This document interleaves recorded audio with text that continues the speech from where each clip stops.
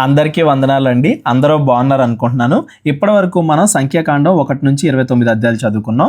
ఈ 29 అధ్యాయాల్లో కూడా దేవుడు ఇజ్రాయేలీల్ని ఐగుప్తు బానిసత్వం నుండి విడిపించి సీనాయి కొండ దగ్గర వాళ్ళతో నిబంధన చేసుకుని వాగ్దాన దేశానికి వాళ్ళని నడిపిస్తున్నాడు. అయితే ఇజ్రాయేలీలు దేవుడికి విరోధంగా పాపం చేయడం వల్ల ఆ ముందటి తరం అంతా కూడా అరణ్యంలోనే నశించిపోయారు.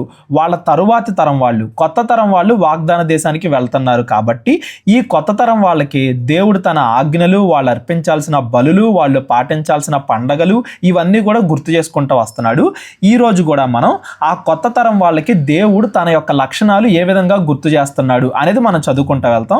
ఈ సంఖ్యాకాండం 30వ అధ్యాయంలో దేవుడికి ఇచ్చిన మాట, దేవుడికి మొక్కుకున్నది కానీ లేదా నేను ప్రత్యేకంగా ఉంటాను అని నాజీరు చేయబడ్డం కానీ వీటి గురించి దేవుడు ఏం గుర్తు చేస్తున్నాడు ఈ కొత్త తరం వాళ్ళకి అనేది ఈ సంఖ్యాకాండం 30వ అధ్యాయం నుండి మనం చదువుకుంటూ వెళ్దాం. మోషే ఇజ్రాయేలీల యొక్క గోత్రాధిపతులతో ఇట్లనెను, ఇది యెహోవా ఆజ్ఞాపించిన సంగతి.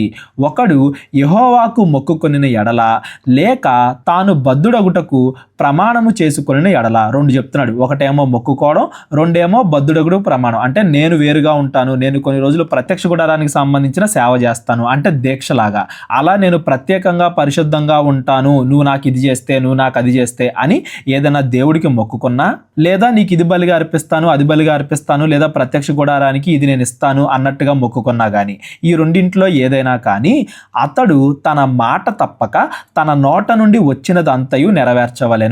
ఏదైతే దేవుడితో చెప్తాడో దాన్ని ఖచ్చితంగా నెరవేర్చాలి. ఏదో గాలికి వదిలేసినట్టుగా మాట వదిలేయకూడదు దేవుడి దగ్గర అని చెప్తున్నాడు. ఈ నాజీరు చేయబడ్డం గురించి, మొక్కుకోవడం గురించి, వీటి గురించి ఎవరికైనా ఏమైనా డౌట్స్ ఉన్నట్లయితే ఈ సంఖ్యాకాండం 5, 6 అధ్యాయాలు అవి ఒకసారి చదవండి, మీకు అన్నీ కూడా అర్థమవుతాయి. నెక్స్ట్, మరియు ఒక స్త్రీ బాల్యమున తన తండ్రి ఇంట నుండగా యెహోవాకు మొక్కుకొని బద్ధురాలైన ఎడల ఆమె తండ్రి ఆమె మొక్కుబడిని, ఆమె కలుగజేసుకొనిన బాధ్యతను విని దాని గూర్చి ఊరకొనిన ఎడల ఆమె మొక్కుబడులన్నీ నిలుచును. అంటే ఒకవేళ ఆమె ఇంట్లో ఉంది, పెళ్ళవలేదు, చిన్నపిల్ల, ఏదైనా దేవుడికి ఇది అని మొక్కుకుంటే ఆవిడ తండ్రికి చెప్పాలి. అతడు ఒప్పుకుంటే ఆ మొక్కుబడులు తీర్చొచ్చు. ఆమె తాను బద్ధురాలగుటకు పెట్టుకొనిన ఒట్టు నిలుచును. ఆమె తండ్రి విన్న దినమున ఆక్షేపణ చేసిన ఎడల, అంటే ఒకవేళ ఆమె తండ్రి ఒప్పుకోకపోతే ఆమె మొక్కుబడుల్లో ఏదియు, ఆమె తన మీద పెట్టుకొనిన బాధ్యతల్లో ఏదియు నిలవకపోవును. ఆమె తండ్రి దానికి ఆక్షేపణ చేసిన గనుక యెహోవా ఆమెను క్షమించును. ఒకవేళ ఆవిడ మొక్కుకున్నా కానీ ఆవిడ తండ్రి గనక ఒప్పుకోకపోతే ఆవిడ ఇంకా దాన్ని చేయాల్సిన అవసరం లేదు, దేవుడు ఆమెను క్షమిస్తాడు. ఎవరైతే ఒప్పుకోలేదో ఆ తండ్రి యొక్క హృదయాన్ని బట్టి అతని మీదకి తీర్పు వస్తుంది. ఇద్దరు క్షమాపణ లేదా తీర్పు ఏదైనా కానీ ఆ సమయాన్ని బట్టి, ఆ సందర్భాన్ని బట్టి, ఆ తండ్రి ఎందుకు ఒప్పుకోలేదు అతడి హృదయాన్ని బట్టి దేవుడు అతని తండ్రిని కూడా క్షమించడమో లేదా అతన్ని శిక్షించడమో తీర్పు తీర్చడమో ఏదో ఒకటి చేస్తాడు.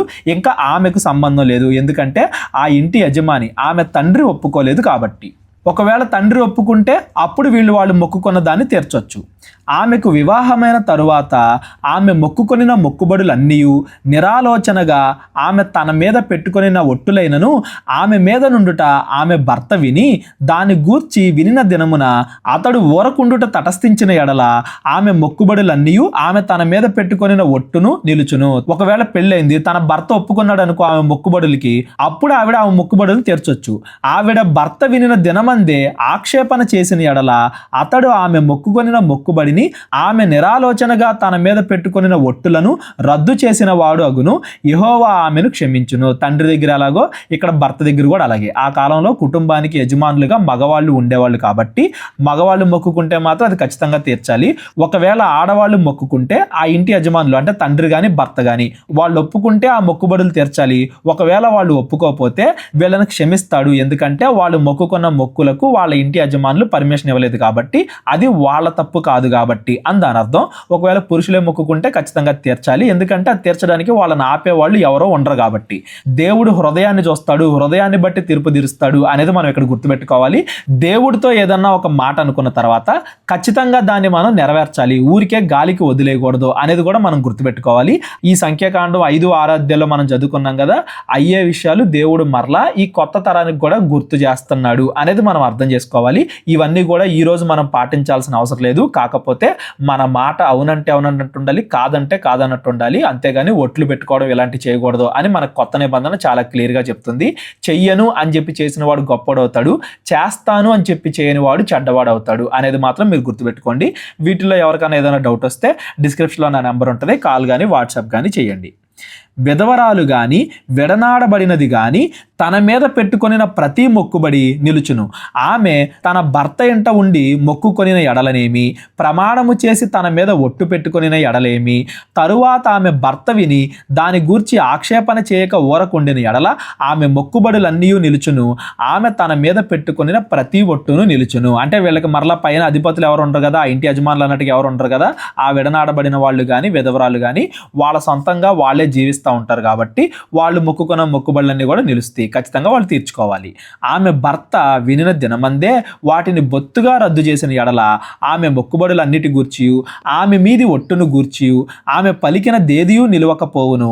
ఆమె భర్త వాటిని రద్దు చేసను కనుక యెహోవా ఆమెను క్షమించును. ఒకవేళ భర్త ఉన్నప్పుడు ఆ భర్త మొక్కుబడులు వద్దు అంటే అప్పుడు దేవుడు ఆమెను క్షమిస్తాడు, ఎందుకంటే అది ఆవిడ తప్పు కాదు కాబట్టి. అందాని అర్థం. ఇంటి యజమానులకు మాత్రం ఎందుకు ఆ పర్మిషన్ ఇచ్చాడు అంటే ఆ ఇంటి పరిస్థితులు అవన్నీ కూడా ఆ ఇంటి యజమానులకు తెలుస్తాయి కాబట్టి వాళ్ళకి పర్మిషన్ ఇచ్చాడు దేవుడు. వాళ్ళ హృదయాన్ని చూస్తాడు. వాళ్ళు ఆ మొక్కుబడిని తీర్చగలిగి ఉండి కావాలని తీర్చట్లేదా, లేదా వాళ్ళ కుటుంబ పరిస్థితులు దానికి అంగీకరించట్లేదా, ఇవన్నీ కూడా దేవుడు వాళ్ళ హృదయాన్ని చూసి వాళ్ళ మీదకి తీర్పుని తీసుకొస్తాడు, వాళ్ళ మీదకి క్షమాపణ తీసుకొస్తాడు. అంతేగాని ఈ భార్యలు లేదా కూతుర్లు వాళ్ళు దాని నుంచి విడుదల పొందుతారు అనేది ఈ మాటల యొక్క భావం. ప్రతి మొక్కుబడిని తన్ను తాను దుఃఖపరుచుకొందునని ప్రమాణపూర్వకంగా తన మీద పెట్టుకొనిన ప్రతి బాధ్యతను ఆమె భర్త స్థిరపరచవచ్చును, రద్దు చేయవచ్చును. అయితే ఆమె భర్త నానాట దాని గూర్చి ఊరకొనుచూ వచ్చిన ఎడల వాడు ఆమె మీదనున్న ఆమె మొక్కుబడులన్నింటినీ ఆమె ఒట్టులన్నింటినీ స్థిరపరిచిన వాడు అగును. అంటే విన్న తర్వాత ఎస్ అని కానీ నో అని కానీ చెప్పకపోతే అవి ఖచ్చితంగా నిలిస్తే అతడు ఒప్పుకున్నట్టే. ఒకవేళ ఒప్పుకోకపోతే ముందే నేను వాటిని రద్దు చేస్తున్నాను అని భార్యకి చెప్పాలి. చెప్పకపోతే వాటిని స్థిరపరిచిన వాడు అవుతాడు. అతడు వినిన దినమున దాని గూర్చి ఊరకుండుట వలన వాటిని స్థిరపరిచెను. నో అని చెప్పలేదు కాబట్టి, రద్దు చేస్తున్నానని చెప్పలేదు కాబట్టి వాటికి ఒప్పుకున్న వాడే అవుతాడు. అతడు వినిన తర్వాత వాటిని బొత్తుగా రద్దు చేసిన ఎడల తానే ఆమె దోష శిక్షను భరించును. అవన్నీ కూడా భర్త మీదకి ట్రాన్స్ఫర్ అయిపోతే భర్త యొక్క పరిస్థితిని బట్టి, అతని యొక్క మనసును బట్టి అతన్ని క్షమించాలా లేదా తీర్పును అతని మీదకి తీసుకురావాలి అనేది దేవుడు చూసుకుంటాడు. ఆమె దాని నుంచి విడుదల పొందిద్ది అని దాని అర్థం. ఇవి భర్తను గూర్చియో, భార్యను గూర్చియో, తండ్రిని గూర్చియో, బాల్యమున తండ్రి ఇంటనున్న కుమార్తెను గూర్చియో యెహోవా మోషేకు ఆజ్ఞాపించిన కట్టడలు. ఏవైతే ముందు తరం వాళ్ళకి మొక్కుబడుల గురించి, నాజీరు గురించి దేవుడు చెప్పాడో ఈ సంఖ్యాకాండం 5-6 అధ్యాయాల్లో వాటిని గుర్తు చేస్తూనే వాటితో పాటుగా మరికొన్ని ఆజ్ఞలు దేవుడు ఈ కొత్త తరానికి కూడా ఇస్తున్నాడు అని దాని అర్థం. సంఖ్యాకాండం 31 అధ్యాయం. మరియు యెహోవా మిద్యానీయులు ఇజ్రాయేలీలకు చేసిన హింసకు ప్రతిహింస చేయుడి. ఈ మిద్యానీయులు ఏం చేశారో మనం చూసాం కదా, 22 అధ్యాయం నుండి 25 అధ్యాయం వరకు చదువుకున్నాం. ఇజ్రాయేలీల్ని మంత్రాలతో గెలవలేక ఇజ్రాయేలీల చేత వ్యభిచారం చేయించారు, విగ్రహారాధన చేయించారు. ఆ విగ్రహాలకి బలర్పించినవి ఇజ్రాయేలీలు తినేలా చేశారు. ఆ టైంలో ఇజ్రాయేలీలు సుమారుగా 24,000 మంది చనిపోయారని కూడా మనం చదువుకున్నాం. వాళ్ళు ఇజ్రాయేలీల చేత పాపం చేయించారు, ఇజ్రాయేల్ని వ్యభిచారానికి, విగ్రహారాధనకి అలవాటు చేశారు కాబట్టి వాళ్ళతో యుద్ధం చేయండి, వాళ్ళ మీదకి యుద్ధానికి వెళ్ళండి అని చెప్పి దేవుడు చెప్తున్నాడు. తరువాత నీవు నీ స్వజనుల యొద్దకు చేర్చబడదు అని మోషేతో సెలవేయగా, ఇదిగో నువ్వు యుద్ధం చేయాలి, యుద్ధానికి నువ్వు ఉండాలి, ఆ తర్వాత వాగ్దాన దేశానికి వెళ్లే ముందు నువ్వు చనిపోతావు అని చెప్తున్నాడు మోషేతో. వాగ్దాన దేశానికి మోషే ఎందుకు వెళ్ళట్లేదు అనేది కూడా మనం ముందధ్యాయంలో చదువుకున్నాం, మీ అందరికి కూడా గుర్తుంది అని నేను అనుకుంటున్నా. మోషే ప్రజలతో మీలో కొందరు యుద్ధ సన్నద్ధులై మిద్యానీయుల మీదకి పోయి మిద్యానీయులకు యెహోవా విధించిన ప్రతిదండన చేయునట్లు ఇజ్రాయేళ్ల గోత్రములన్నింటిలో ప్రతి గోత్రము నుండి 1000 మందిని ఆ యుద్ధమునకు పంపవలెను. 12 గోత్రాలు ఉన్నారు కదా, ఒక్కో గోత్రం నుండి 1000 మంది సైనికులు రావాలి, మొత్తం 12,000 మంది మిద్యానీయుల మీద యుద్ధానికి వెళ్ళాలి అని చెప్తున్నాడు. అట్లు గోత్రం ఒక్కంటికి 1000 చొప్పున ఇజ్రాయేళ్ల సేనల్లో నుండి 12,000 యుద్ధ వీరులు ఏర్పరచబడగా మోషే వారిని అనగా ప్రతి గోత్రము నుండి 1000 మందిని యాజకులకు ఎలియాజరు కుమారుడైన ఫినెహాసును పంపెను. ఈ యాజకుడైన ఎలియాజరు యొక్క కుమారుడు ఉన్నాడు కదా ఫినెహాసు, ఇతడు గురించి కూడా మనం ముందు చదువుకున్నాం. ఈ ఫినెహాసే ఎవరైతే వ్యభిచారం చేస్తున్నారో, విగ్రహానికి అలవాటయ్యారో వాళ్ళని చంపాడు అని కూడా మనం ముందు అధ్యాయంలో చదువుకున్నాం. ఈ ఫినెహాసు నాయకుడిగా ఉంచి మిగతా 12,000 మంది యోధుల్ని, ఒక్కో గోత్రానికి 1000 మంది, ఆ 12,000 మంది యోధుల్ని అలాగే ఫినెహాసుని మోషే మిద్యానీయుల మీదకి యుద్ధానికి పంపాడు. అతని చేతిలోని పరిశుద్ధమైన ఉపకరణములను ఊదుటకు బోరలను యుద్ధమునకు పంపాను. యుద్ధానికి సంబంధించి బోర్లు కూడా దేవుడు చేయించాడు, మీకు గుర్తుంది కదా ముందు అధ్యాయంలో. ఆ బోర్లను కూడా ఇచ్చి పంపించాడు. యెహోవా మోషేకు ఆజ్ఞాపించినట్లు వారు మిద్యానీయులతో యుద్ధము చేసి మగవారిని అందరినీ చంపిరి. ఆ యుద్ధంలో ఎవరెవరైతే మిద్యానీయులు ఉన్నారో వాళ్ళలో ఉన్న మగవాళ్ళందరినీ చంపారు. చంపబడిన ఇతరులు గాక మిద్యాను రాజులను అనగా మిద్యాను 5 రాజులైన ఏవీని, రెకమును, సూరును, హూరును, రేబను చంపిరి. మిద్యానీయులకు 5 రాజులు అంటే అవి 5 రాజుల చేత పాలింపబడుతున్నాయి. ఆ 5 రాజుల్ని కూడా చంపేశారు. బెయోరు కుమారుడైన బిలామును ఖడ్గముతో చంపిరి. బిలామును కూడా చంపారు. అన్యజనుల్లో దేవుడి ప్రవక్తగా ఉండి డబ్బు మీద ఆశతో, అధికారం మీద ఆశతో దేవుడికి విరోధంగా తిరిగి ఇజ్రాయేళ్ల చేత పాపం చేయించండి అని చెప్పి మిద్యానీయులకి ఆ ఐడియా ఇచ్చింది బిలామే అని మనం చదువుకున్నాం కదా. కాబట్టి బిలాము కూడా ఖడ్గంతో చంపబడ్డాడు. బిలాము మీద కూడా దేవుడు తన తీర్పును తీర్చాడు. బిలాము తన అర్హతను పోగొట్టుకున్నాడు అని దాని అర్థం. అప్పుడు ఇజ్రాయేలీలు మిద్యాను స్త్రీలను, వారి చిన్నపిల్లలను చెరపట్టుకొని వారి సమస్త పశువులను, వారి గొర్రె మేకలన్నింటినీ, వారి కలిగిన యావత్తును దోచుకొనిరి. మరియు వారి నివాస పట్టణములన్నింటినీ, వారి కోటలన్నింటినీ అగ్ని చేత కాల్చివేసిరి. వారు మనుషులనేమి, పశువులనేమి, సమస్త కొల్ల సొమ్మును, మిద్యానీయుల ఆస్తిని యావత్తును తీసుకొనిరి. తరువాత వారు మోయాబు మైదానముల్లో ఎరుకో యొద్దనున్న యోర్దాను దగ్గర దిగి ఉన్న దండులో మోషే యొద్దకును, యాజకుడైన ఎలియాజరు నొద్దకును, ఇజ్రాయేళ్ల సమాజము నొద్దకును చెరపట్టబడిన వారిని, అపహరణములను, ఆ కొల్ల సొమ్మును తీసుకొని రాగా యుద్ధం గెలిచారు. అక్కడ ఉన్న మనుషులు అబ్బాయిలందరినీ కూడా చంపేశారు. వాళ్ళలో ఉన్న స్త్రీలని, వాళ్ళ పిల్లల్ని, ఆస్తిని అదంతా కూడా ఎంట పెట్టుకుని మళ్ళా వెనక్కి వచ్చేసారు. మోషేయు యాజకుడైన ఎలియాజరును సమాజ ప్రధానులందరూ వారిని ఎదుర్కొనుటకు పాలెములో నుండి వెలుపలికి వెళ్ళిరి. వాళ్ళు వస్తుంటే వెళ్ళి ఎదురెళ్ళారు. అప్పుడు మోషే యుద్ధ సేనల్లో నుండి వచ్చిన సహస్రాధిపతులను, శతాధిపతులను అగు సేన నాయకుల మీద కోపపడెను. మోషే కోపడ్డాడు. యుద్ధం గెలిచినా కానీ ఎందుకు కోపడ్డాడు మోషే వారితో, మీరు ఆడవారినందరినీ బ్రతుకనిచ్చితిరా. ఇదిగో బిలాము మాటను బట్టి పెయోరు విషయముల్లో ఇజ్రాయేలీల చేత యెహోవా మీద తిరుగుబాటు చేయించిన వారు వీరు కాదా? అందుచేత యెహోవా సమాజములో తెగులు పుట్టించెను కదా. కాబట్టి మీరు పిల్లలలో ప్రతి మగవానిని, పురుష సంయోగము ఎరిగిన ప్రతి స్త్రీని చంపుడి. పురుష సంయోగము ఎరగని ప్రతి ఆడపిల్లను మీ నిమిత్తము బ్రతకనీయుడి. మోషే ఎందుకు కోపడుతున్నాడంటే వాళ్ళ మీద, అప్పుడు ఇజ్రాయేళ్ల చేత వ్యభిచారం చేయించింది ఈ మిద్యాను స్త్రీలే కదా. వాళ్లే కదా వచ్చి ఇజ్రాయేళ్లతో వ్యభిచారం చేశారు. మిద్యానోళ్ళు పంపినప్పుడు ఈ మిద్యాను స్త్రీల వల్లే కదా మీరు వ్యభిచారానికి, విగ్రహారాధనకి లోనయ్యారు. వాళ్ళని ఎందుకు మీరు వదిలేశారు? వాళ్ళ వల్లే కదా దేవుడు ఇజ్రాయేల్ మీదకి వ్యాధుల్ని, తెగుల్ని రప్పించింది. మీరు వాళ్ళని ఎలా బ్రతకనిచ్చారో వాళ్ళని కూడా చంపేయండి అని చెప్తున్నాడు. మనం కొత్త నిబంధన చదువుకుంటున్నప్పుడు యేసుక్రీస్తు వారి బోధనా విధానంలో ఒక చెంప మీద కొడితే ఇంకో చెంప చూపించండి అనే ఆ బోధన ఇక్కడ దేవుడు మోషే ద్వారా, ఫినెహాసు ద్వారా మిద్యానీయుల మీదకి దేవుడు తీర్పు తీసుకొస్తాం. ఈ రెండు కూడా చాలా మందికి వేరువేరుగా కనబడతాయి. దేవుడు ఇక్కడ ఎందుకు వాళ్ళందరినీ కూడా చంపేయమన్నాడు అనే విషయం చాలా మందికి అర్థం చేసుకోవడం కొంచెం కష్టంగా ఉంటుంది. కాకపోతే సింపుల్గా చెప్తాను, ఒకసారి అర్థం చేసుకోండి. దేవుడు పాత నిబంధనకి, కొత్త నిబంధనకి ఏమీ మారిపోలేదు. దేవుడిలో 2 కోణాలు ఉంటాయి. ఒకటి ప్రేమ, 2 న్యాయం. ఈ న్యాయం అనే దాంట్లోనే తీర్పు అనేది కూడా వస్తుంది. ఎవరైతే తప్పు చేశారో వాళ్ళకి తీర్పు తీర్చడం. కాకపోతే కొత్త నిబంధనలో ఏం జరుగుతుందంటే యేసుక్రీస్తు వారి మొదటి రాకడ కేవలం మనకి ప్రేమను మాత్రమే నేర్పిస్తుంది. మీరు అందరినీ కూడా ప్రేమించండి, అందరినీ కూడా గ్యాదర్ చేయండి. వాళ్ళల్లో మంచివారిని, చెడ్డవారిని నేను 2వసారి వచ్చినప్పుడు వేరుపరుస్తాను అని చెప్పాడు యేసుక్రీస్తు వారు. అంటే యేసుక్రీస్తు వారి సెకండ్ కమింగ్లో, ఆయన 2వ రాకడప్పుడు ఆయన చెడ్డవారి మీద ఎలా న్యాయం తీరుస్తాడు, వాళ్ళకి తీర్పు ఎలా తీరుస్తాడు, వాళ్ళని నాశనం చేసి నరకానికి ఎలా పంపిస్తాడు, ఇవన్నీ కూడా ఆయన 2వ రాకడలో చూస్తాం. మనం కేవలము ఆయన ప్రేమ మాత్రమే చూసాం కాబట్టి ఆయనలో శిక్షించే గుణం, న్యాయం తీర్చే గుణం లేదు అని మనం అనుకోకూడదు. దేవుడిలో ప్రేమ చూపించే లక్షణము ఉంది, తీర్పు తీర్చే, తప్పు చేసిన వాళ్ళని శిక్షించే లక్షణం కూడా ఉంది. యేసుక్రీస్తు వారి భూమి మీద జీవితం మొత్తం మనం కేవలం ఆయన్ని ప్రేమామయుడిగా మాత్రమే చూసాం కాబట్టి తప్పు చేసిన వాళ్ళని ఆయన శిక్షించడు అని మనం అనుకోకూడదు. తప్పు చేసిన వాళ్ళని దేవుడు వదలడు. కాకపోతే తప్పు చేసిన వాళ్ళకి, మంచి చేసిన వాళ్ళకి దేవుడు తీర్చే ఆ న్యాయం అనేది రెండవ రాకడ సమయంలో జరుగుతుంది. మనం చనిపోయిన తర్వాత జరుగుతుంది. దేవుడిలో ప్రేమించే గుణము, తప్పు చేసినప్పుడు శిక్షించే గుణం కూడా ఉంది అని మనం గమనించాలి. అలాగని తప్పు చేసిన వెంటనే దేవుడు శిక్షిస్తాడంటే లేదు, మారే అవకాశాన్ని ఇస్తాడు. ఎన్నిసార్లు దేవుడు అవకాశాలు ఇచ్చినా కానీ మనం వినకపోతే అప్పుడు దేవుడు మన మీదకి తీర్పుని తీసుకొస్తాడు.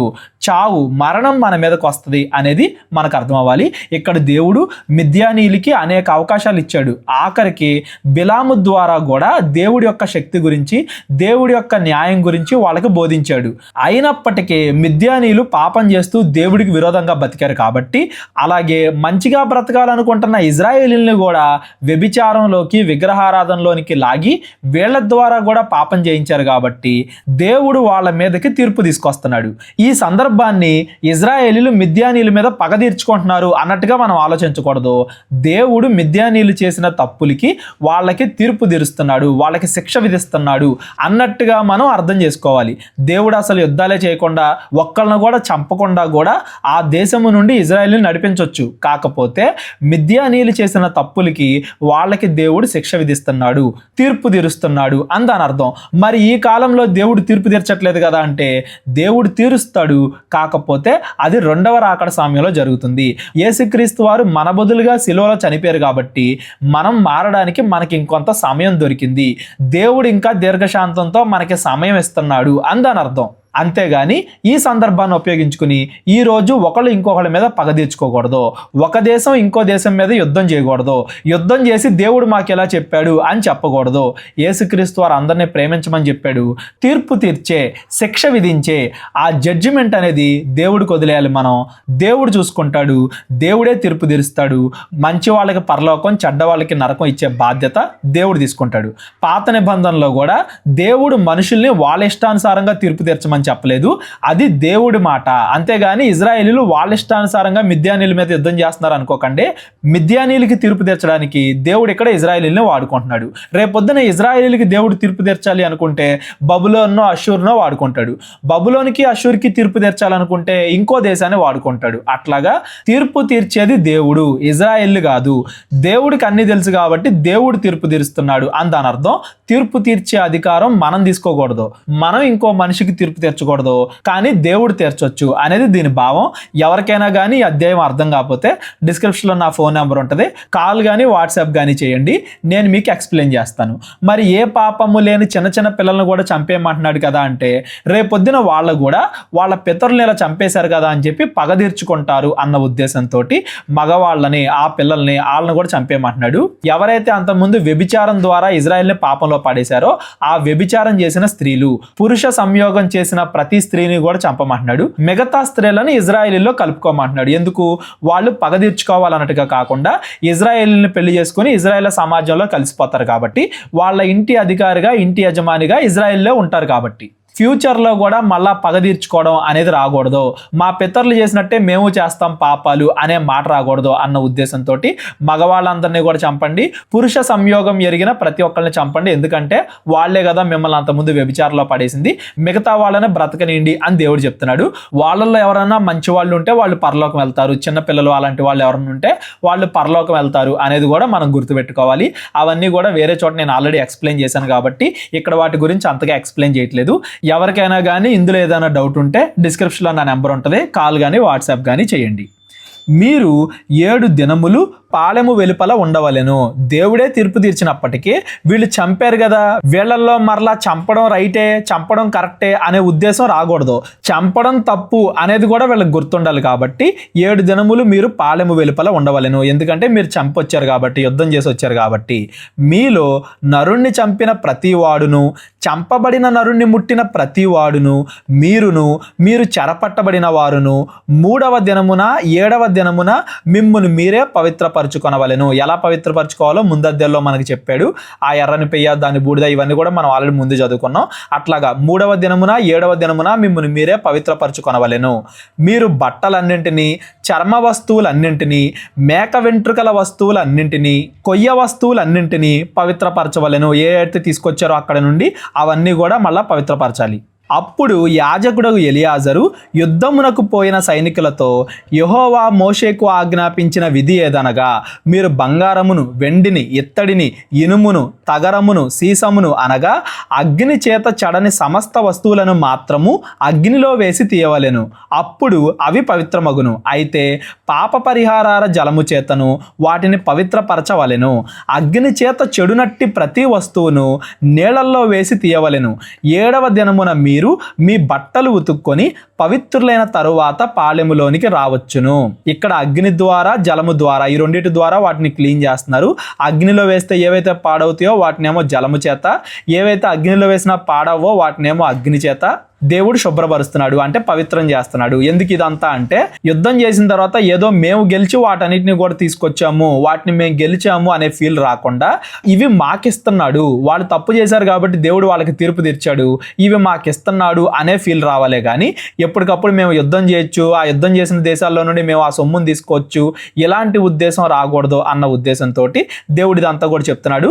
రేపొద్దున వీళ్ళు పాపంలో పడిపోతే వీళ్ళ మీద కూడా అలాగే తీర్పు తీర్చబడిద్ది అనేది కూడా ఇజ్రాయేలుకి దేవుడు గుర్తు చేస్తున్నాడు. మరియు యెహోవా మోషేకు ఇలాగు సెలవిచ్చెను, నీవును యాజకుడైన ఎలియాజరును సమాజం యొక్క పితరుల కుటుంబముల్లో ప్రధానులను, మనుషులేమి పశువులేమి చెరపట్టబడిన దోపిడీ సొమ్ము మొత్తమును లెక్కించి 2 భాగములుగా చేసి యుద్ధమునకు పూనుకొని సేనగా బయలుదేరిన వారికి సగమును, సర్వ సమాజమునకు సగమును పంచిపెట్టవలెను. తెచ్చిందాన్ని 2 భాగాలు చేయండి. ఎవరైతే మేము యుద్ధంకి వెళ్తాము, దేవుడు మమ్మల్ని గెలిపిస్తాడన్న నమ్మకంతో ముందుకొచ్చారో ఆ యుద్ధం చేసిన 12,000 మందికి సగం ఇవ్వాలి. మిగిలిన దాన్ని మిగతా 6 లక్షల మంది, ఆ 5 లక్షల మిగతా వాళ్ళు సగం ఉన్నారు కదా, వాళ్ళు పంచుకోవచ్చు. మరియు సేనగా బయలుదేరిన యోధుల మీద యెహోవాకు పన్ను కట్టి ఆ మనుషుల్లోను, పశువుల్లోను, గాడిదల్లోను, గొర్రెమేకల్లోను 500కు 1 చొప్పున వాటి సగములో నుండి తీసుకొని యెహోవాకు ప్రతిష్టార్పణముగా యాజకుడైన ఎలియాజరుకు ఇవ్వవలెను. మనుషుల్లోను, పశువుల్లోను, గాడిదల్లోను, గొర్రె మేకల్లోను, సమస్త విధములైన జంతువుల్లోను 1 చొప్పున ఇజ్రాయేళ్ల సగములో నుండి తీసుకొని యెహోవా మందిరమును కాపాడు లేవీలకు ఇవ్వవలెను. అందులో కొంత భాగం లేవీలకు ఇవ్వాలి అని చెప్తున్నాడు. దశం భాగం కాదు కానీ అందులో 1%, 2% అలాగా లేవీలకు ఇవ్వాలి, యాజకులకు ఇవ్వాలి అని చెప్తున్నాడు. యెహోవా మోషేకు ఆజ్ఞాపించినట్లు మోషేయు యాజకుడైన ఎలియాజరును చేసిరి. మనుషుల్ని ఇవ్వడం అంటే మనుషుల్ని బలి ఇవ్వడం కాదు, మనుషుల్ని లేవీలకు ఇవ్వడం కాదు, వాళ్ళకి బదులుగా వెల ఇవ్వడం, డబ్బు కానీ, గొర్రె మేకలు కానీ, పశువులు కానీ అవి ఇవ్వడం అని దాని అర్థం. మనుషుల బదులుగా. అదే పశువులను అయితే ఇవ్వడం, వాటిలో కొన్ని బలికి ఉంటాయి, కొన్ని ఏమో యాజకులకి, లేవీలకి ఉంటాయి. ఆ దోపిడీ సొమ్ము అనగా ఆ సైనికులు కొల్లబెట్టిన సొమ్ములో మిగిలినది 6,75,000 గొర్రె మేకలను, 72,000 పశువులను, 61,000 గాడిదలను, 32,000 మంది పురుష సంయోగం ఎరుగని స్త్రీలను, అందులో 6వ వంతు అనగా సైన్యముగా పోయిన వారి వంతు గొర్రె మేకల లెక్క ఎంతనగా 3,37,500. ఇవన్నీ కూడా అక్కడ నుండి తీసుకొచ్చారు ఇలా మిద్యాన్ దేశం నుండి యుద్ధం గెలిచిన తర్వాత. ఆ గొర్రె మేకల్లో యెహోవాకు చెల్లింపవలసిన పన్ను 675. ఆ పశువులు 36,000, వాటిలో యెహోవా పన్ను 72. ఆ గాడిదలు 30,500, వాటిలో యెహోవా పన్ను 61. మనుషులు 16,000 మంది, వారిలో యెహోవా పన్ను 32. యెహోవా మోషేకు ఆజ్ఞాపించినట్లు మోషే పన్నును అనగా యెహోవాకు చెల్లింపవలసిన ప్రతిష్టార్పణను యాజకుడైన ఎలియాజరుకు ఇచ్చెను. సేవకుల యొద్ద మోషే తీసుకున్న ఇజ్రాయేలుకి ఇచ్చిన సగము నుండి లేవీలకు ఇచ్చెను. 3,37,500 గొర్రె మేకలను, 36,000 గోవులను, 30,500 గాడిదలను, 16,000 మంది మనుషులను సమాజమునకు కలిగిన సగమై ఉండగా మోషే ఇజ్రాయేలుకు వచ్చిన ఆ సగము నుండి మనుషుల్లోను, జంతువుల్లోను 1 చొప్పున తీసి యెహోవా మోషేకు ఆజ్ఞాపించినట్లు యెహోవా మందిరమును కాపాడు లేవీలకు ఇచ్చెను. దేవుడు ఎలా అయితే చేయమన్నాడో అలా ప్రతి దాంట్లో ఇంతెంతని తీసి కొంతేమో సైనికులకి, కొంతేమో లేవీలకి, కొంతేమో ఇద్దరేమో యాజకులకి ప్రత్యక్ష గుడారం పని నిమిత్తం అలా డివైడ్ చేశారు, దేవుడు చెప్పినట్టుగా చేశారు.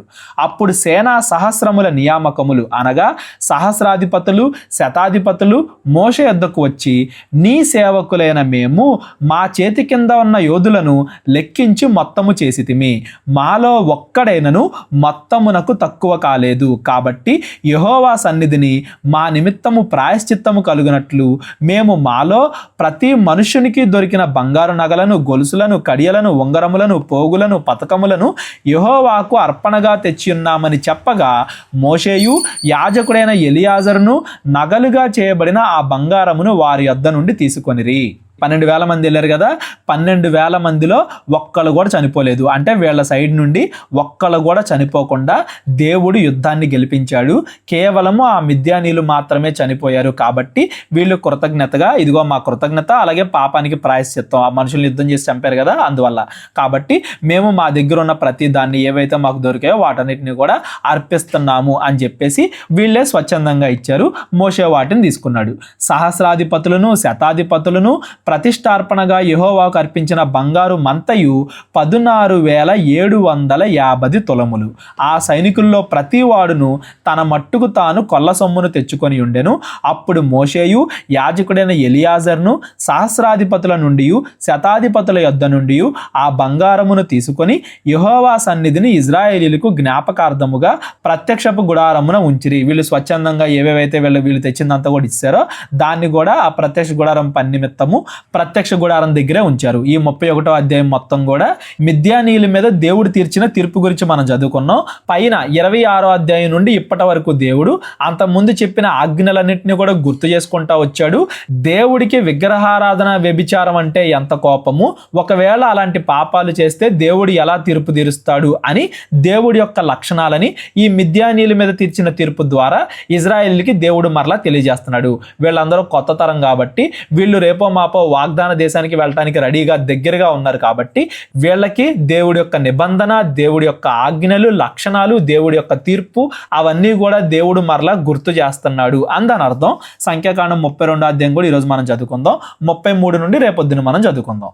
రూబేనీయులకు గాదీలకును అతి విస్తారమైన మందలు ఉండెను గనుక యాజరు ప్రదేశమును గిలాదు ప్రదేశమును మందలకు తగిన స్థలమని తెలుసుకొని వారు వచ్చి మోషేను యాజకుడగు ఎలియాజరును సమాజ ప్రధానులతో ఏం చేశారంట, ఈ రూబేను గాదీలు వీళ్ళిద్దరూ కూడా ఇదిగో మన దగ్గర బాగా ఉన్నాయి పశువులు, ఈ ప్రాంతం అయితే ఈ యాజరు గిలాదు ఈ ప్రాంతం అయితే గడ్డి ఎక్కువగా ఉంటుంది, చెట్లు ఎక్కువగా ఉంటాయి, పచ్చగా ఉంటుంది, కాబట్టి మా దగ్గర ఉన్న పశువులన్నింటినీ పోషించడానికి ఈ ప్లేస్ సరిపోద్ది, మేము ఇక్కడ ఉంటాము. రేపొద్దున దేవుడు వాగ్దాన దేశం మాకు ఇచ్చిన తర్వాత వాగ్దాన దేశంలో ఎంట్రన్స్ లో ఉన్న ఈ భాగాన్ని మేము తీసుకుంటాము అని చెప్పేసి మోషే ఎలియాజరు వీళ్ళని అడగడానికి వచ్చారనమాట. అతారోతు, దీబోను, యాజరు, నిమ్రా, హెబ్షోను, ఏలాలే, షబాను, నెబోబెయోను అను స్థలములు అనగా ఇజ్రాయేళ్ల సమాజం ఎదుట యెహోవా జయించిన దేశము మందలకు తగిన ప్రదేశము.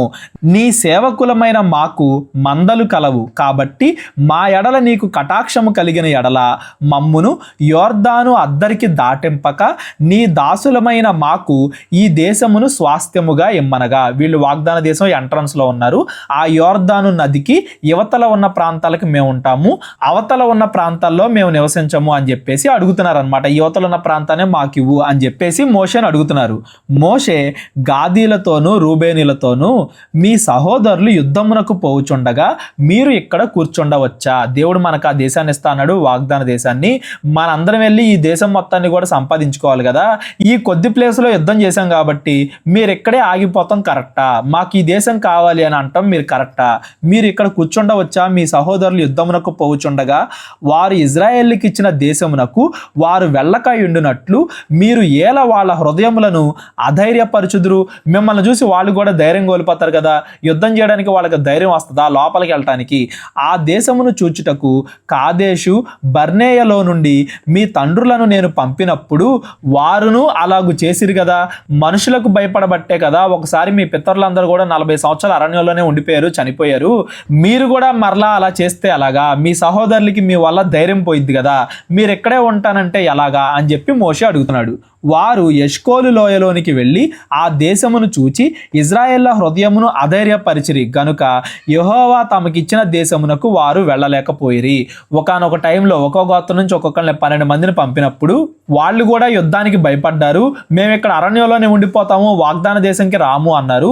ఇప్పుడు మనం వాగ్దాన దేశం మొత్తాన్ని సంపాదించుకోకుండా ఇక్కడికి వచ్చాం కాబట్టి ఇక్కడే ఉండిపోతాము అని మీరు అంటాం ఏమన్నా న్యాయంగా ఉందా అని మోషే అడుగుతున్నాడు. ఆ దినమున యెహోవా కోపము రగులుకొని 20 ఏండ్లు మొదలుకొని పైప్రాయము కలిగి ఐగుప్తు దేశములో నుండి వచ్చిన మనుషులలో పూర్ణ మనసుతో యెహోవాను అనుసరించిన కెనేజీయుడగు యెఫున్నె కుమారుడైన కాలేబును నూను కుమారుడైన యెహోషువాయు తప్ప మరి ఎవరునూ పూర్ణ మనసుతో నన్ను అనుసరింపలేదు గనుక నేను అబ్రహాము ఇస్సాకు యాకోబులకు ప్రమాణపూర్వకముగా ఇచ్చిన దేశమును వారు తప్ప మరి ఎవరునూ చూడరని ప్రమాణము చేశాను. అప్పుడు యెహోవా కోపము ఇజ్రాయేళ్ల మీద రగులు కొనగా యెహోవా దృష్టికి చెడు నడత నడిచిన ఆ తరము వారందరూ నశించు వరకు అరణ్యములో 40 ఏండ్లు ఆయన వారిని తిరుగులాడ చేసెను. ఇప్పుడు ఇజ్రాయేళ్ల ఎడల యెహోవాకు కోపము మరి ఎక్కువగా పుట్టించినట్లు ఆ పాపుల సంతానమైన మీరు మీ తండ్రులకు ప్రతిగా బయలుదేరి ఉన్నారు. మీరు ఆయనను అనుసరింపక వెనుకకు మళ్ళిన ఎడల ఆయన ఈ అరణ్యములో జనులను ఇంకా నిలువజేయును, అట్లు మీరు ఈ సర్వజనమును నశింపజేయుదురు అనెను. ఇదిగో పోయినసారి జరిగింది మీరు మర్చిపోయారా? మరలా మేము ఇక్కడ ఆగిపోతాము, వీటిని మాకు ఇవ్వండి అని మీరు ఎలా అడుగుతున్నారు? దేవుడి తీర్పును మరలా మీరు పొందుకోవాలనుకుంటున్నారా? దేవుడి శిక్షనే అని చెప్పేసి మోషే వాళ్ళకి సమాధానం చెప్పాడు. అందుకు వారు అతని యొద్దకు వచ్చి, మేము ఇక్కడ మా మందల కొరకు దొడ్లను మా పిల్లల కొరకు పురములను కట్టుకొందుము, ఇజ్రాయేలీలను వారి వారి స్థలములకు చేర్చు వరకు మేము వారి ముందర యుద్ధమునకు సిద్ధపడి సాగుదుము. అయితే మా పిల్లలు ఈ దేశ నివాసుల భయము చేత ప్రాకారము గల పురములలో నివసింపవలెను. ఇదిగో మేమేమి యుద్ధానికి రాము అంటలేదు, అందరికీ ముందుగా మేమే నడుస్తాము, యుద్ధం ఏది జరిగినా కానీ మా గోత్రాల వాళ్ళే ముందుంటాము, మేము ముందుండి యుద్ధం చేస్తాము, అందరం ఈ దేశం మొత్తాన్ని దేవుడు మనకి ఇస్తా అన్నాడు, ఈ దేశం మొత్తాన్ని కూడా మనం సంపాదించుకుందాం, ఆ తర్వాత మేము ఈ ప్లేస్లో ఉంటాము అని చెప్పేసి వీళ్ళు అడుగుతున్నారు.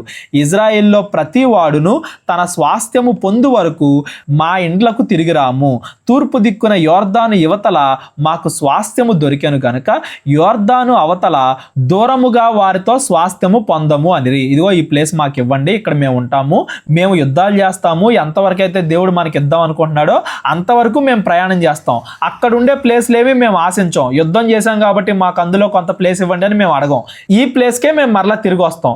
వాగ్దాన దేశం మొత్తాన్ని కూడా దేవుడు ఇజ్రాయేలీల అన్ని గోత్రాలకే పంచేటప్పుడు ఈ ప్లేస్ మాకు ఇవ్వండి అని చెప్పేసి వాళ్ళు అడుగుతున్నారు. అప్పుడు మోషే వారితో, మీరు మీ మాట మీద నిలిచి యెహోవా సన్నిధిని యుద్ధమునకు సిద్ధపడి యెహోవా తన ఎదుట నుండి తన శత్రువులను వెళ్ళగొట్టు వరకు యెహోవా సన్నిధిని మీరందరూ యుద్ధ సన్నద్ధులై యోర్దాను అవతలికి వెళ్ళిన ఎడల ఆ దేశము యెహోవా సన్నిధిని జయింపబడిన తరువాత మీరు తిరిగి వచ్చి యెహోవా దృష్టికిని ఇజ్రాయేలు దృష్టికిని నిర్దోషులై ఉందురు, అప్పుడు ఈ దేశము యెహోవా సన్నిధిని మీకు స్వాస్థ్యమగును.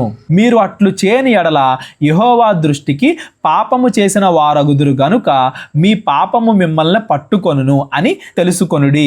మీరు మీ పిల్లల కొరకు పురములను మీ మందల కొరకు దొడ్లను కట్టుకొని మీ నోట నుండి వచ్చిన మాట చొప్పున చేయుడి అనెను. ఇదిగో ఇక్కడ ఇల్లు కట్టుకోండి, మీరు ఉండండి, కాకపోతే మీరు యుద్ధం ఏదైతే చేస్తానో అన్నారో, ఇజ్రాయెల్ అందరితో కలిసి నడుస్తానన్నారో మీ మాట మీద మీరు నిలబడాలి. ఒకవేళ మీ మాట మీద మీరు నిలబడకపోతే దేవుడు తీర్పు తీరుస్తాడు, ఈ ప్రాంతం కూడా మీ గోత్రానికి చెందదు అని చెప్పి వాళ్ళు చెప్పిన దానికి మోషే అంగీకరించాడు. కాకపోతే హెచ్చరించాడు, మాట మీద నిలబడండి, లేదంటే దేవుడి తీర్పు మీ మీదకి వస్తుంది అని హెచ్చరించాడు. అందుకు గాదీయులు రూబేనీయులు మోషేతో, మా ఏలినవాడు ఆజ్ఞాపించినట్లు నీ దాసులమైన మేము చేసేదము, మా పిల్లలు మా భార్యలు మా మందలు మా సమస్త పశువులు అక్కడ గిలాదు పురముల్లో ఉండును, నీ దాసులమైన మేము అనగా మా సేనలో ప్రతి యోధుడును మా ఏలినవాడు చెప్పినట్లు యెహోవా సన్నిధిని యుద్ధము చేయుటకు యోర్దాను అవతలకి వచ్చెదము అనిరి.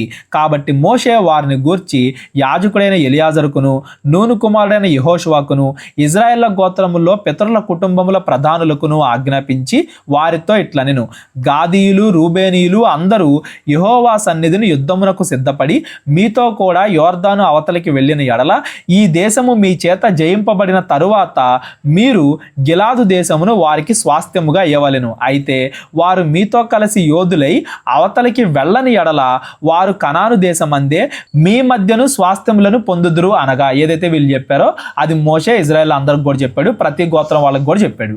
గాదీలు రూబేనీలను యెహోవా నీ దాసులమైన మాతో చెప్పినట్లే చేసేదము. మేము యెహోవా సన్నిధిని యుద్ధ సన్నద్ధులై నది దాటి కనాను దేశములోనికి వెళ్ళేదము. అప్పుడు యోర్దాను యువతల మేము స్వాస్థ్యమును పొందేదము అని ఉత్తరం ఇచ్చిరి. మేము వెళ్తాము, అందరికన్నా ముందు నడుస్తాము, యుద్ధంలో మేము యుద్ధం చేస్తాము, యుద్ధం చేసిన తర్వాత ఈ ప్రాంతానికి మేము మరలా తిరిగి వస్తాము అని చెప్పేసి వాళ్ళు ఉత్తరం ఇచ్చారు. అప్పుడు మోషే వారికి అనగా గాదీయులకును రూబేనీయులకును యోసేపు కుమారుడైన మనష్షే అర్ధగోత్రపు వారికిని అమోరీల రాజైన సీహోను రాజ్యమును బాషాను రాజైన ఓగు రాజ్యమును దాని ప్రాంత పురములలో ఆ దేశము చుట్టూను ఉండు ఆ దేశ పురములను ఇచ్చెను. గాదీయులు దిబోను అతారోతు అరోయేరు అత్రోతు షోపాను ఎజెరు యుగ్బెహ బేత్నిమ్రా బేత్హారాను అను ప్రాకారములు గల పురములను మందల దొడ్లను కట్టుకొనిరి. రూబేనీయులు మారుపేరు పొందిన షెబ్నోను ఏలాలే కిరియాతాము నెబో బయల్మేయోను షిబ్మా అను పురములను కట్టి తాము కట్టిన ఆ పురములకు వేరు పేర్లు పెట్టిరి. ఎంతవరకు అయితే వీళ్ళు నివసిస్తున్నారో అక్కడ వీళ్ళు ఇల్లు కట్టుకున్నారు, పట్టణాలు కట్టుకున్నారు, ఆ ఊరి పేర్లు కూడా మార్చారు. మనష్షే కుమారులైన మాకీరీయులు గిలాదు మీదికి పోయి దాన్ని పట్టుకొని దానిలో ఉన్న అమోరీలను వెళ్ళగొట్టిరి. మోషే మనష్షే కుమారుడైన మాకీరునకు గిలాదుని ఇచ్చెను, అతడు అక్కడ నివసించెను. మనష్షే కుమారుడైన యాయీరు వెళ్ళి వారి పల్లెలను పట్టుకొని వాటికి యాయీరు పల్లెలు అని పేరు పెట్టెను. నోహబు వెళ్ళి కెనాతును దాని గ్రామములను పట్టుకొని దానికి నోహబు అని తన పేరు పెట్టెను. అంటే ఏదైతే వాగ్దాన దేశం ఉందో ఆ వాగ్దాన దేశంలో వీళ్ళు ఎంటర్ అవడం స్టార్ట్ అయిపోయింది. అక్కడ ఉన్న కొద్ది ప్రాంతాలని కొద్దిగా వీళ్ళు నివాస స్థలాలుగా మార్చుకుంటున్నారు. ఆ వాగ్దాన దేశాన్ని దేవుడిస్తాను అన్న వాగ్దానం నెరవేరుతూ ఉంది, నెరవేరడం స్టార్ట్ అయింది అని దాని అర్థం. ఈ 32వ అధ్యాయంలో వీళ్ళు వాగ్దాన దేశంలో కొద్దిగా స్థిరపడుతున్నారు, లోపలికి ఎంటర్ అవుతున్నారు అనేది మనం చదువుకున్నాం. అలాగే ఇజ్రాయెల్ అందరూ కూడా కలిసి ఉండాలి, ఎవరి స్వార్థం వాళ్ళు చూసుకోకూడదు, అందరూ కలిసి యుద్ధం చేయాలి, అందరూ కలిసే ఉండాలి, అందరూ కలిసి యెహోవాకు లోబడాలి అనే విషయం కూడా ఈ సంఖ్యాకాండం 32వ అధ్యాయం నుండి మనం నేర్చుకోవాలి. ఈ రోజు మనం చదువుకున్న 30, 31, 32 ఈ 3 అధ్యాయాల్లో మనం గమనించాల్సిన విషయాలు ఏంటంటే, మాట మీద నిలబడాలి, అవునంటే అవునన్నట్టు ఉండాలి, కాదంటే కాదన్నట్టు ఉండాలి, దేవుడికి ఇచ్చిన మాటను నిర్లక్ష్యం చేయకూడదు, దాన్ని వ్యర్థంగా పోనేయకూడదు అనేది 30వ అధ్యాయంలో మనం నేర్చుకున్నాం. 31వ అధ్యాయంలో తప్పు చేసిన దేశాలపై, తప్పు చేసిన మనుషులపై దేవుడి తీర్పులు ఎలా ఉంటాయి అనేది మనం నేర్చుకున్నాం. 32వ అధ్యాయంలో ఇజ్రాయెల్ అందరూ కూడా కలిసి ఉండాలి, విశ్వాసులు కలిసి ఉంటేనే మిగతా విశ్వాసులకి ధైర్యం వచ్చింది, క్రైస్తవులు కలిసి ఉంటేనే మిగతా క్రైస్తవులకి ధైర్యం వచ్చింది. ఎవరి స్వార్థం వాళ్ళు చూసుకోకుండా అందరూ కలిసి ఉండాలి, అందరూ కలిసే దేవుడి పక్షాన్ని నిలబడాలి అనేది ఈ 32వ అధ్యాయం నుండి మనం నేర్చుకోవాలి. 33వ అధ్యాయం నుండి రేపొద్దున మనం చదువుకుందాం. రేపటితో సంఖ్యాకాండం మొత్తం కూడా ఆల్మోస్ట్ కంప్లీట్ అయిపోద్ది. ఎల్లుండి ఒకసారి సంఖ్యాకాండం 1 నుంచి చివరి వరకు మనం ఏం చదువుకున్నాం అని ఒకసారి అన్ని కూడా సమ్మరీ చూసి ఎల్లుండి ఈ సంఖ్యాకాండం పుస్తకాన్ని మనం కంప్లీట్ చేసుకుందాం. ఆ తర్వాత నుండి ద్వితీయోపదేశకాండం మనం చదువుకుందాం. ఇప్పటి వరకు చదివిన దాంట్లో ఎవరికైనా ఏమైనా డౌట్స్ ఉన్నట్లయితే డిస్క్రిప్షన్లో నా నెంబర్ ఉంటుంది, కాల్ కానీ వాట్సాప్ కానీ చేయండి. అందరికీ వందనాలు. దేవుడు మిమ్మల్ని అందరినీ కూడా దీవించి ఆశీర్వదించును గాక. అందరికీ వందనాలండి. కేవలం 30 వీడియోస్లో బైబిల్ నేర్చుకోండి అనే ఎంతో విలువైన ఈ కోర్స్ జస్ట్ ₹1 మీకు కావాలి అంటే మీ పేరు, మీ ఊరు ఈ నెంబర్కి వాట్సాప్ చేయండి. ఈ కోర్సులో ఏ విషయాలు ఉంటాయో ముందుగానే తెలుసుకోవడానికి ఈ వీడియో పాస్ చేసి టాపిక్స్ అన్నీ చదువుకోండి. క్రైస్తవులందరూ ఈ బైబిల్ కోర్స్ వినాలి అని మేము కోరుకుంటున్నాం. అందరినీ దేవుడు దీవించును గాక. ఆమెన్.